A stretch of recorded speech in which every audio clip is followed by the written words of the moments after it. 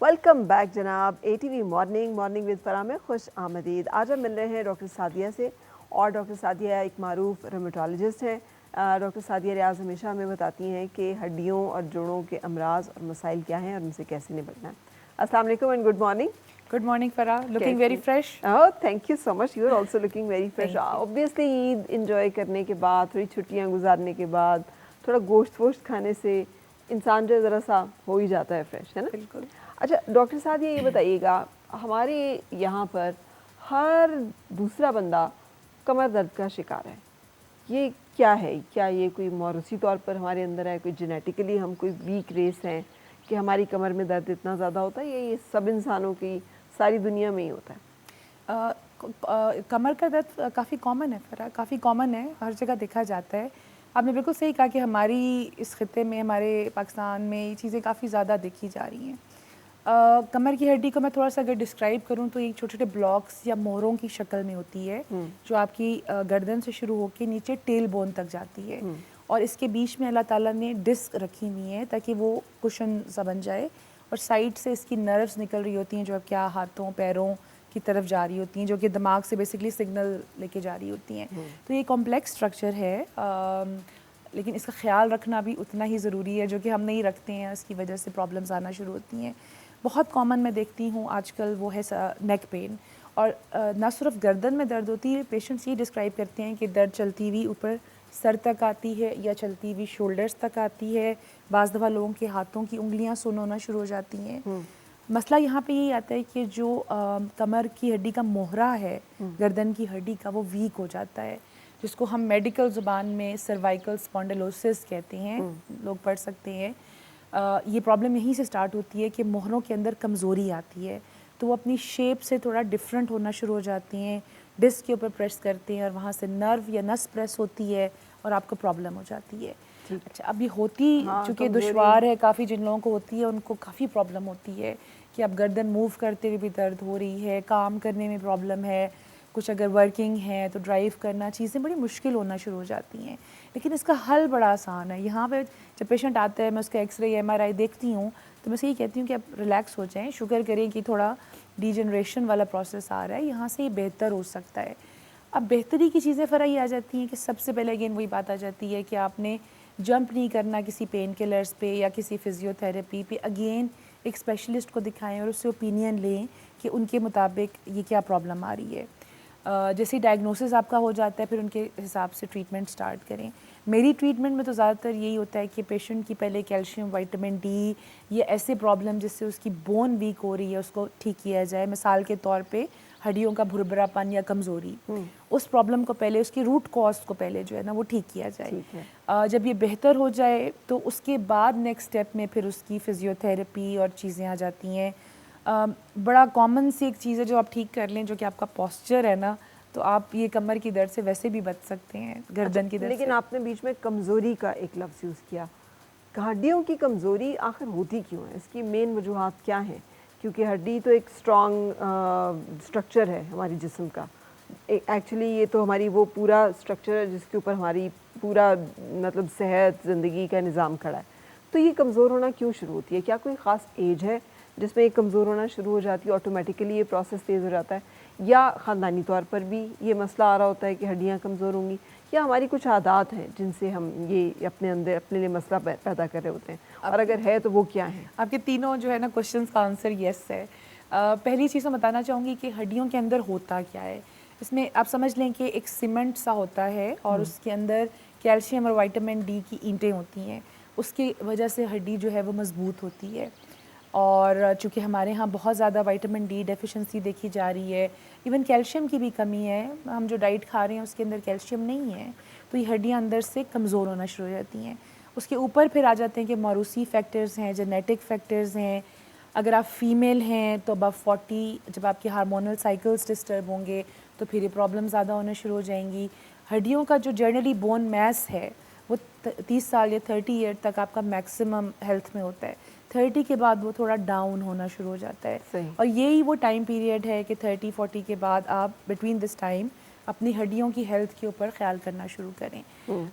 कुछ हमारी, जैसे आपने कहा कि हमारी अपनी हैबिट्स हैं, ख्याल ना करना, वज़न की ज़्यादती, अगर आपको शुगर या कोई और ऐसी हार्मोनल इश्यूज़ है वो कंट्रोल में नहीं है तो वो आपके लिए प्रॉब्लम कर रहे हैं। एक और चीज़ जो मैंने भी बड़ी कॉमन देखी, आजकल ख़वातीन अर्ली मीनोपॉज के साथ आ रही होती हैं इन 40s, जो कि पहले 50+ में देखा जाता था। वहाँ आपके हार्मोन्स डिस्टर्ब हो रहे हैं तो उसकी वजह से आपकी हड्डियाँ कमज़ोर हो रही हैं। तीसरी फैक्टर ये है कि हमारी बॉडी वही शो करेगी जो हम उसके अंदर डाल रहे हैं। ये एक मशीन की तरह है ना कि हम इसको फ्यूल क्या कर रहे हैं। तो हम अगर बॉडी को फ्यूल ही जंक फूड कर रहे हैं और बर्गर्स और पिज़्ज़े कर रहे हैं तो उसमें क्या उसमें से एनर्जी लेनी है। तो प्लीज़ मेक श्योर करें कि आप हेल्दी डाइट की तरफ, फ्रेश डाइट की तरफ जाएं, अपने बॉडी को वही न्यूट्रिशन दें जो कि उसके लिए फ़ायदेमंद है। जंक फूड को जंक हम ऐसे ही नहीं कहते, वो वाकई में जंक है, वो आपकी बॉडी को ख़राब कर रहा होता है। तो ये कुछ चीज़ें हैं जो कि इसके फैक्टर्स हैं। खुदा ना खास्ता अगर आप सर्वाइकल की प्रॉब्लम के साथ डायग्नोज भी हो गए हैं तो ये ठीक हो सकता है, इसमें कोई घबराने या परेशानी की बात नहीं है। लोग फ़ौरन से सर्जरीज़ का भी रिकमेंड कर देते हैं और सर्जरीज़ करवा भी लेते हैं अफरा तफरी में परेशान हो के, लेकिन बाद में वो प्रॉब्लम वहीं का वहीं रह जाता है। बजाय इसके कि आप इतना ही पैसा भी खर्चें, तकलीफ़ भी बर्दाश्त करें, उससे बेहतर है कि आप एक अच्छे रूमेटोलॉजिस्ट से मशवरा करें और ये पता चलाएं कि बग़ैर ऑपरेशन के, बग़ैर सर्जरी के, रिहैबिलिटेशन से, फिजियो से वो आपको क्या गाइड करता है डॉक्टर कि किस तरह आपको बेहतर किया जा सकता है। ठीक है। अच्छा, अब मुझे ये बताइएगा, बहुत सारे लोग ऐसे होते हैं जिनमें रीअकरेंस होती है, यानी बहुत ज़्यादा सर्वाइकल हुआ और फिर थोड़ा बेहतर हो गया और फिर हो गया, एंड देन फ्रोज़न शोल्डर वगैरह भी इसके साथ होना शुरू हो जाता है। ये सब चीज़ें क्या स्ट्रेस से भी रिलेटेड है या इनका ताल्लुक सिर्फ हमारी फिजियोलॉजी से है कि हमारे जो बोन स्ट्रक्चर है उसके अंदर कमज़ोरी आ रही है, या स्ट्रेस भी कोई एक रोल प्ले करेगा? फ़राह देखें, आजकल की सोसाइटी में जब जैसे अवेयर हैं, जो हमारे हालात इर्द गिर्द चल रहे हैं, 99% बीमारियों की जड़ स्ट्रेस रिलेटेड ही है। कि जैसे वो स्ट्रेस बढ़ती है, बॉडी उसके साथ कोप नहीं कर सकती, उसका मुकाबला नहीं कर सकती और आपको मुख्तलिफ बीमारियाँ जो है वो होना शुरू हो जाती हैं। ये फैक्ट है। अब मिसाल ले लें, शुगर की ले लें कि अब हर दूसरा बंदा डायबिटिक है। क्यों है? क्योंकि वो परेशान है, स्ट्रेस है, और स्ट्रेस की वजह से उसकी बॉडी के हार्मोन्स ख़राब हो गए, उसने कुछ स्ट्रेस ईटिंग की और जो है वो डायबिटीज़ की तरफ चला गया। इवन यंग बच्चों में डायबिटीज़ आ रही होती है। सेम हड्डियों और जोड़ों के प्रॉब्लम्स हैं, मसल्स के प्रॉब्लम्स की हम अगर बात करते हैं तो इसमें सर-ए-फ़हरिस्त जो बीमारी मैं देखती हूँ जो बड़ी कॉमन है, इसको हम फाइब्रोमाइल्जिया कहते हैं या क्रॉनिक पेन सिंड्रोम। मैं इसलिए आराम से बोल रही हूँ कि लोग इसको समझ सकें। बड़ी कॉमन प्रॉब्लम है, आपकी बॉडी में किसी भी हिस्से पे दर्द शुरू हो सकती है, कोई भी एरिया हो सकता है, लेकिन कॉमनली ये देखा जाता है कि शोल्डर्स, एल्बो, थाइज़ या कमर का हिस्सा जो है वो इन्वॉल्व होता है। नेक का हिस्सा 24 घंटे की पेन है, 24 घंटे की थकावट है, नींद डिस्टर्ब है, ब्रेन स्लो होना शुरू हो जाता है, आपको याददाश्त थोड़ी सी वो ख़राब सी फील होना शुरू हो जाती है, थकावट सी रहती है, फ्रेश नहीं होते हैं। आप ज़रूर देखिएगा इसको, फाइब्रोमाइल्जिया। जो पेशेंट मेरे पास प्रेजेंट करता है इस सिनेरियो में, दुनिया जहान के टेस्ट करवाए होंगे, MRI, CT सब नॉर्मल, और वो ये खोजना चाह रहे होते हैं कि हमें प्रॉब्लम क्या है। तो यहाँ पे बहुत सारे पेशेंट फाइब्रोमाइल्जिया पे डायग्नोज्ड होते हैं। सही। उसके डायग्नोज करने की हमारे पास कोई ख़ास टेस्ट नहीं होता, सिर्फ फिज़िकल चेकअप होता है कि पेशेंट किन पॉइंट्स पे, टेंडर पॉइंट्स उसको हम बोलते हैं, कि किन एरियाज़ पे पेशेंट को दर्द है, किन एरियाज़ पे वो टेंडर है, और उसमें बताने में क्या क्या सिम्टम्स पाए जा रहे हैं। सही। अगेन कोई परेशानी वाली बात नहीं है, ये ठीक हो सकता है, काबिल इलाज है। मसल्स का खिंचाव है, मसल्स की कमज़ोरी है, जितना आप स्ट्रेस करते जाएंगे वो आपका ज़हनी दबाव, आपका नर्वस सिस्टम का दबाव आपके मसल्स को और सख्त करता जाएगा और फिर आपकी पेन बढ़ना शुरू हो जाएगी। और यकीन करें फ़रा, ये पेशेंट्स एक साइकिल में फंसे हुए होते हैं, दर्द हो रही है, उठा नहीं जा रहा, समटाइम्स लोग अपनी जॉब छोड़ देते हैं, घर में बैठे हुए हैं, वज़न बढ़ना शुरू हो गया, तो एक साइकिल सा बन जाता है। अगेन ये जब बड़ी डिस्टर्बिंग किस्म की पिक्चर इस बीमारी की हो जाती है, बड़े आराम से आप निकल सकते हैं। कैसे? सबसे पहले तो अल्लाह पे तवक्कल करें, ठीक है। आपने करवा लिए, चले टेस्ट भी करवा लिए, सब चीज़ें क्लियर आ गई, आप रिलैक्स हो जाएं वहाँ पे। फिर आप डॉक्टर से ज़रूर मशवरा करें कि डॉक्टर क्या कहते हैं। अच्छा, यहाँ पे क्या होता है कि पेशेंट्स को बाज़ दफ़ा साइकियाट्रिस्ट के पास भी रेफ़र करना पड़ता है कि आपको स्ट्रेस है, तो वहाँ पेशेंट अपसेट हो जाते हैं कि हम पागल तो नहीं हैं। ऐसा कुछ भी नहीं है, आपका ज़हनी दबाव ज़्यादा है, परेशानी है जिसकी वजह से आपकी बॉडी दर्द कर रही है। तो एक एक्सपर्ट साइकाइट्रिस्ट से ओपिनियन लेने में कोई हर्ज नहीं है। मेरे पास जब ऐसे पेशेंट आते हैं तो मेरी कोशिश ये होती है कि उनकी काउंसलिंग की जाए, जैसे मैं अभी बयान कर रही थी, उनको समझाया जाए कि आप परेशान नहीं हो, कोई ख़तरनाक चीज़ नहीं है, कोई कैंसर नहीं है, कुछ ऐसा नहीं है।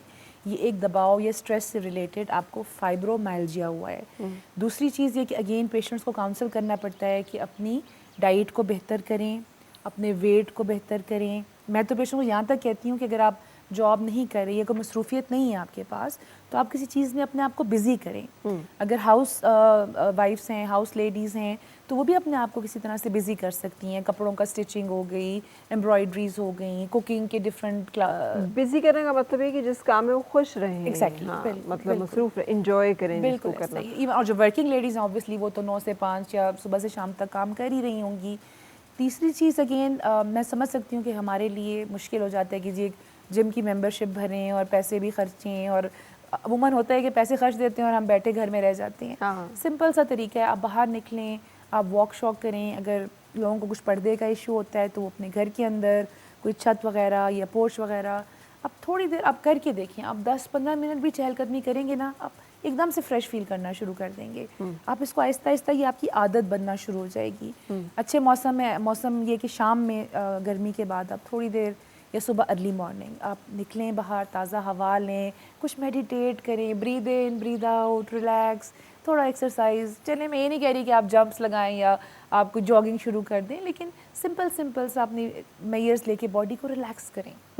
अच्छा, अब आपने ये जैसे जिक्र किया, मैंने अभी पिछले दिनों एक रिसर्च शेयर की थी सब देखने वालों के साथ कि जो हमारे सप्रेस इमोशंस हैं वो लीड करते हैं बीमारियों में, जिनमें से ख़ास तौर पे ये था कि अगर आप गम की कैफियत है, दुख है आपके अंदर कहीं, तो वो फिर इस मुस्तकिल दर्द की कैफियत में बदल जाता है, जिसे लोग फाइब्रोमाइल्जिया भी कहते हैं और क्रॉनिक फटीग सिंड्रोम भी कहते हैं। ये दोनों एक ही चीज़ के दो नाम हैं? जी बिल्कुल। या दोनों को अलग अलग कैफियत नहीं, है? एक ही कैटेगरी है। फाइब्रोमाइल्जिया थोड़ा पुराना नाम था और अब जो लेटेस्ट रिसर्च के बाद इसको इन्होंने क्रॉनिक पेन सिंड्रोम के नाम से कहते हैं। पर बात एक ही है, जैसे आप बयान कर रही हैं कि पेन्स क्रॉनिकली रहती हैं। अब कैसे पता चले कि ये फाइब्रोमाइल्जिया है या ये एक्चुअली कोई मसला है? अब उसको सॉर्ट आउट करने में आप लोग कैसे आइडेंटिफाई करेंगे कि एक खातून है या एक बंदा है जिसको वो कहते हैं कमर में दर्द मुस्तकिल ही रहती है, बैठ नहीं सकते, लोग मुख्तलिफ़ किस्म के पिलोज़ या चीज़ें यूज़ करते हैं ताकि वो अपनी कमर जो है उसको मेंटेन कर सकें। मैट्रेसेस के चुनाव के मसले आ जाते हैं कि ये वाला मैट्रेस पे सोना है और इस पे नहीं सोना, इसके बारे में हमें बताइए प्लीज़। फ़रा यहाँ पे ना, एक तो ये मैं बिल्कुल मना करूँगी इस चीज़ से कि मैट्रेस पे ख़र्चा और ये तकियों पे ख़र्चा आप ना करें, इससे कुछ चीज़ चेंज नहीं होने वाली, सिर्फ आपकी जेब खाली होगी।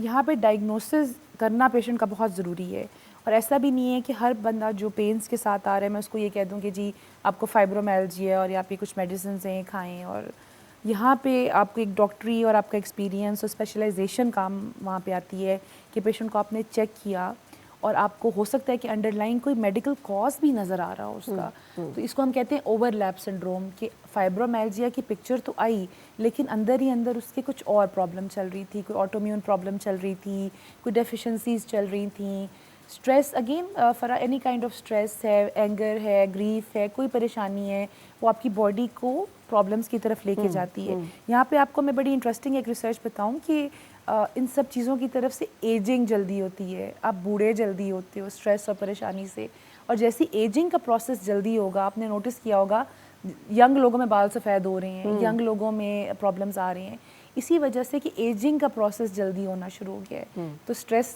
जो है उसको कम करें, कुछ अपना मेडिटेट, जो भी आपका तरीका है, जैसे भी आप रिलैक्स करते हैं। स्ट्रेस हम बड़ा से बोल कह देते हैं ना, एक और जो रिसर्च है जिसमें ये कि अगर आपको सप्रेस्ड एंगर है, आपका गुस्सा है आपको और आपको किसी चीज़ पे, तो और आपने उसको निकाला नहीं या आपने उसका इजहार नहीं किया या उसको उसके ऊपर अपने आप को मुतमईन नहीं किया, तो ऑटोइम्यून प्रॉब्लम्स हो जाएंगे। अगर आपको गम है, दुख है, अंदर ही अंदर कोई ऐसी तकलीफ़ है, रोग है जो कि आपको खाई जाता है और आप ना बताते हैं ना उसको हल करते हैं ना उसका आपने कोई मदावा किया है, तो फिर वो कन्वर्ट हो जाएगा into this chronic fatigue syndrome and वगैरह वगैरह वगैरह। बिल्कुल। लेकिन यहाँ पे तो प्रोफेशनल साइकोलॉजिस्ट या साइकाइट्रिस्ट की हेल्प की ज़रूरत होगी। लेकिन आप पता है इस पिक्चर को बहुत नेगेटिव नहीं लेके जाते, हम थोड़ा सा इसको ट्विस्ट करके पॉजिटिव भी करते हैं। आपने इसमें एक बड़ी रे ऑफ होप दिया था कि बिल्कुल ठीक हो सकता है। अब वो कैसे ठीक हो सकता है? जो लोग एक अरसे से इस मसले का शिकार चले आ रहे हैं वो जानना चाहेंगे कि फिर ठीक कैसे होगा और कैसे इससे जान छुड़ाई जा सकती है। देखिए वही बात मैं करने लगी थी कि हमें थोड़ा सा इसको पॉजिटिव डायरेक्शन में भी लेके जाना चाहिए। हर वक्त यही सोचते रहना कि मैं बीमार हूँ, मेरे साथ कुछ प्रॉब्लम है, ये आपको और बीमार कर देगा। तो इस चीज़ से पहले ज़हनी तौर पे आपने अपने आप को निकालना है। बिल्कुल अपने टेस्ट करवाएं जो डॉक्टर आपको बता रहे हैं, डॉक्टर से ओपिनियन भी लें, उससे अपनी सेटिस्फेक्शन भी करवाएं कि कोई और प्रॉब्लम तो नहीं चल रहा है। जब ये सारी चीज़ें क्लियर हो जाती हैं तो फिर थोड़ा सा देखिए ना, पेशेंट ने भी तो फाइट करना है ना। अब सारी चीज़ें आप डॉक्टर के ऊपर तो डंप नहीं कर सकते, डॉक्टर ही सब कुछ कर रहा है। मैं पेशेंट से ये कहती हूँ कि यहाँ तक मैं जो आपके लिए कर सकती थी मैंने किया है, यहाँ से कुछ आपका रोल भी जो है इसके अंदर शामिल होता है। तो नंबर 1 पॉजिटिव थिंकिंग, आप चीज़ों में पॉजिटिविटी तलाश करें, अच्छाई तलाश करें। मसाइल हैं, हर जगह होते हैं, हो जाते हैं, उनको अपने ऊपर हावी नहीं होने दें, स्ट्रेस ना लें, ठीक है। अगेन आप पॉजिटिव होंगे तो आप पॉजिटिव सोचेंगे, अच्छी अच्छी चीज़ें उसके आगे वो करेंगे। यहाँ से फिर अगेन जैसे मैंने अभी जिक्र किया कि आप अपनी डाइट को थोड़ा करें, ख़र्चा करने की ज़रूरत नहीं है, कुछ गूगल करें, कुछ देखें कि कैलोरीज़ किस में कितनी है, कुछ एक्सपेरिमेंट करें उन चीज़ों के साथ, अपने आप को बिज़ी रखने की कोशिश करें। अगेन नमाज और इबादत का जो भी आप तरीका कर रहे हैं ये बहुत रिलैक्सिंग है, जो भी फेथ के साथ आप कर रहे हैं। तो अपने आप को थोड़ा सा अपनी माइंड के टेंशन को भी डाइवर्ट करें, अपनी बॉडी को ये इसको ये अल्लाह ताला की तरफ से गिफ्ट है, इसको फॉर ग्रांटेड नहीं लें, इसका ख्याल रखें, इसको इग्नोर नहीं करें, आप इंशाल्लाह बेहतर हो जाएंगे। अगर हिला ही ना जाए तो फिर बंदा क्या करे? सारा कुछ तो उस वक्त करे ना जब वो कर सके। अगर वो ना बाज़ात बहुत क्रिपलिंग साइक फेज में चला जाता है, क्योंकि जिस प्रॉब्लम का हम जिक्र कर रहे हैं उसका एक बहुत बड़ा ताल्लुक हमारे दिमाग से भी है। ये सिर्फ हमारे मसल्स की पेन तक थोड़ी रहता है, ये तो हमें दिमागी तौर पे भी थोड़ा मफलूज कर देता है ना।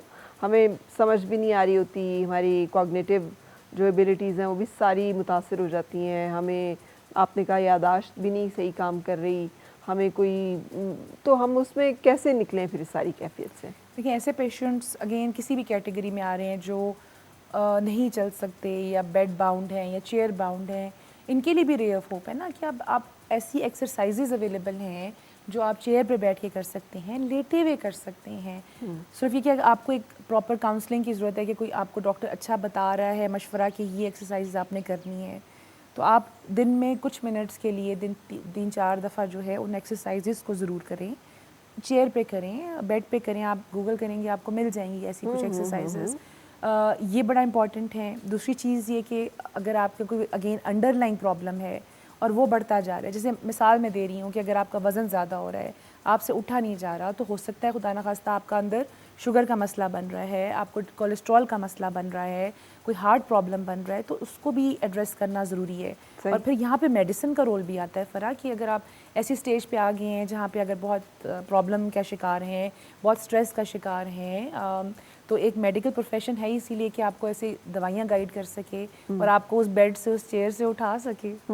तो फिर अपने आप को एक्टिव रखना जो है वो बहुत सारे मसलों का हल है। बिल्कुल। एंड देन अगर खुदा ना खास्ता मोहरों का मसला आ ही गया है और वो बहुत ज़्यादा, जैसे आपने जिक्र किया टर्म कमज़ोरी का, कि कमज़ोरी हो गई है और वो आपस में जुड़ गए हैं और उनके दरमियान में कुछ नहीं है, तो इस सूरत हाल में फिर बंदा कैसे बेहतरी की तरफ जा सकता है और क्या ऑप्शंस हैं उसके पास फिर? मैं तो आपको वही बताऊंगी, क्लिनिकल प्रैक्टिस से मैंने पेशेंट में को बेहतर होते हुए देखा है और विदाउट सर्जरी जो है मेरे पास पेशेंट बेहतर हो जाते हैं। तरीकाकार यही होता है कि जब एक आता है पेशेंट जो एक्यूट पेन के साथ आता है, जैसे अचानक पेन शुरू हुई, ये यंग लोग होते हैं, यंग ख़वातीन या मर्द हजरात होते हैं और उन्हें कुछ चीज़ उठाई, अलमारी से कुछ निकाला, कुछ किया तो एकदम से वो कमर में दर्द स्टार्ट हो गई। इसको उर्दू या पंजाबी में हम चुक टाइप पेन कहते हैं। यहाँ पे लोग घबरा जाते हैं, ये बड़ी पेनफुल होती है कंडीशन, लेकिन ये ठीक हो जाती है। इसका रिकवरी टाइम 4 से 6 हफ्ते है। तो इस दौरान में सिर्फ ये होता है कि कुछ रेस्ट, दवाइयाँ और कुछ बेल्ट वगैरह का आप इस्तेमाल करें। जैसे आपकी पेन बेहतर होगी तो आप उसको वापस रिकवरी की तरफ ले जा सकते हैं। दूसरी कैटेगरी का जो मैं जिक्र करूँगी वो है थोड़ा मिडिल क्लास लोग, जिसमें हड्डियों की कमज़ोरी, ऑस्टियोपीनिया या ऑस्टियोपोरोसिस पाया जाता है। अगेन इसका ट्रीटमेंट, मेडिकल ट्रीटमेंट ज़रूरी है ताकि आपकी हड्डियों को फिर से मजबूत किया जा सके। थर्ड कैटेगरी की मैं बात ज़रूर यहाँ करना चाहूँगी, वो है ऑटोइम्यून प्रॉब्लम्स, कि आपकी रीढ़ की हड्डी के अंदर सोजिश बन गई है। ये मैकेनिकल पेन नहीं है जिसका जिक्र मैंने पहले किया, जो चुक टाइप पेन होती है, ये इन्फ्लेमेटरी बैक पेन है, जिसका मतलब ये होता है कि आपको 24 घंटे एक हल्की सी जो दर्द है, एक हल्की सी बर्निंग सी चीज़ आपको फील होती रहती है, अनकंफर्टेबल आप फील होते रहता है। आप सुबह सो के उठते हो तो आपकी कमर जो है वो बहुत ज़्यादा अकड़ी भी होती है, मूवमेंट कम होती है। जैसे ही थोड़ा चलना फिरना शुरू किया तो मूवमेंट बहाल होना शुरू हो जाती है। अगेन ये आपके किसी जोड़ों में भी स्प्रेड कर सकती है कि आप मेरे पास आ रहे हैं, कोई जोड़ स्वेल कर रहा है, या आपकी टांगों की तरफ जा सकती है कि टांगें या थाई आपकी पेनफुल है, सुन होना शुरू हो गई हैं। इसमें सरे फेरिस बीमारी जो पाकिस्तान में देखी जा रही है उसको एनक्लोजिंग स्पॉन्डिलाइटिस कहते हैं, जिसका मतलब आम अल्फाज में ये है कि मोहरों के अंदर सोजिश या वरम पैदा हो गया है। ये वो पॉइंट है जहाँ पे एक रूमेटोलॉजिस्ट का रोल आता है। इसको टाइम पे ट्रीट करना बहुत ज़रूरी है। अगर इसको टाइम पे ट्रीट करते हैं तो पेशेंट डिसेबिलिटी से, डिफॉर्मिटी से या टेढ़ापन से बचा जा सकता है। तो अगर मैं समराइज़ करती जाऊँ आज की हमारी डिस्कशन को, एक मैकेनिकल बैक पेन है जो जिसमें हमारी बहुत सारी गलतियाँ हैं कि हमने पोस्चर सही नहीं रखा, कोई वज़नी चीज़ उठाते वक्त अपना ध्यान नहीं रखा, अपनी डाइट में कुछ कैल्शियम विटामिन डी की सुस्ती की, उसको प्रॉपर नहीं रखा, वो मैकेनिकल पेन्स हैं। वो अपने पोस्चर ठीक करने से, डाइट ठीक करने से, एक्सरसाइज ठीक करने से बेहतर हो जाती हैं। दूसरी कैटेगरी में ऑटो इम्यून प्रॉब्लम्स आ जाती हैं, इन्फ्लेमेशन रिलेटेड प्रॉब्लम्स आ जाती हैं। यहाँ पे आपका डॉक्टर रूमेटोलॉजिस्ट के साथ रब्ता ज़रूरी है। दवाइयाँ, ट्रीटमेंट्स बहुत ज़रूरी आ जाएंगी यहाँ पे। बिल्कुल सही, और एक लॉन्ग टर्म मैनेजमेंट के साथ आप इन पे काबू पा सकते हैं। बिल्कुल सही, thank you very much doctor Sadia, आप साथ रहीं। और ये जिन इश्यूज़ का हम जिक्र कर रहे थे, आज से कुछ अर्से पहले तक तो इसको मेडिकल साइंस एक्नॉलेज भी नहीं करती थी। There was no fibromyalgia, chronic fatigue syndrome. अब इसको बाकायदा एक डिजीज़ के तौर पे कम से कम माना जा रहा है कि अच्छा ये एक प्रॉब्लम वाकई होता है, और ये जो भी इसकी वजूहात हैं, अननोन है या जो कुछ भी है, बट दिस एग्जिस्ट। सो जैसे हमने सारी बातें आपके सामने रखी हैं, आई होप कि आप इन गाइडलाइंस को जहन में रखते हुए अपनी सेहत का ख्याल रखेंगे। इस वक्त मुझे एक ब्रेक के लिए रुकना है। ब्रेक के बाद आपसे मुलाकात होगी एक और मेहमान के साथ।